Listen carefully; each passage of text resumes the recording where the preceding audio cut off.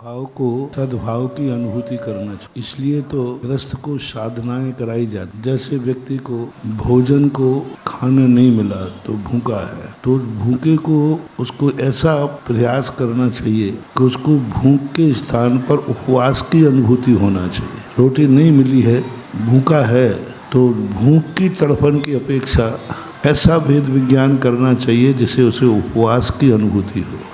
और ऐसा जब ही संभव है जब खाने को मिल रहा हो फिर भी व्यक्ति उपवास करने का संकल्प कर ले, तो फिर ऐसे व्यक्ति को अभाव में भी सद्भाव की अनुभूति होती है।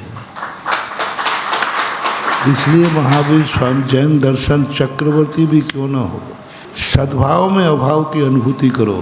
भोजन सामने रखा है लेकिन उपवास कर लिया, वस्तु सामने रखी है, अर्थ बतामपि अवधौ, एक सूत्र आया है समंत्र भद्र महाराज ने, बहुत बड़ी साधना का सूत्र दिया। प्रयोजन भूत वस्तु का भी त्याग करना। भूख लगी है, भोजन सामने है, कोई भी उसको मना नहीं कर रहा है, अर्थ बताओ, प्रयोजन है, सब कुछ अनुकूलता है, लेकिन मैं आज नहीं खाऊंगा, चतुर्दशी है।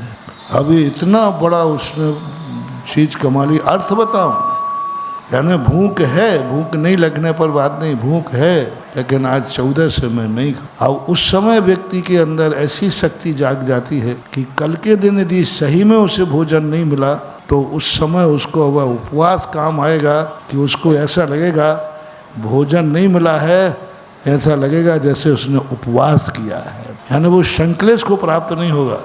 उपवास करने के दिन संक्लेश होता है कि अच्छा लगता है, तो ऐसे ही भूखे रहने पे अच्छा लगेगा क्योंकि उसने उपवास की साधना की है।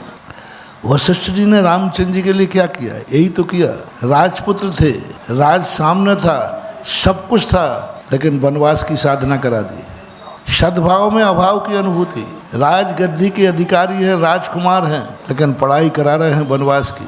खाने को घर में रखा हुआ है और भिक्षा को मांगने भेज रहे हैं। नौकरों से घरों में कमी नहीं है, फिर भी रामचंद्र जी को पानी भरने के लिए भेज रहे हैं, मटके बनाने के भेज रहे हैं, सब कुछ होकर के भी। अब ये सद्भाव में उन्होंने अभाव की साधना करा दी गुरु ने। जब सही में वनवास में अभाव आया तो उन्हें अभाव अखरा नहीं, क्योंकि वो पहले से ही साधना किए बैठे थे। तो धर्म की साधना में मल्टीपर्पज, दो प्रकार के लाभ होते हैं। एक तो कभी यदि बुरा दिन आ जाए, भूख लगे, तो 2-3 दिन का कोई बात नहीं, अभी मैंने तेला करके देखा था, तो 2-3 दिन तो वो यूं बिना संकलेश के निकाल लेगा, जब तक फिर कोई ना कोई पुण्य का उदय आ जाएगा। ऐसे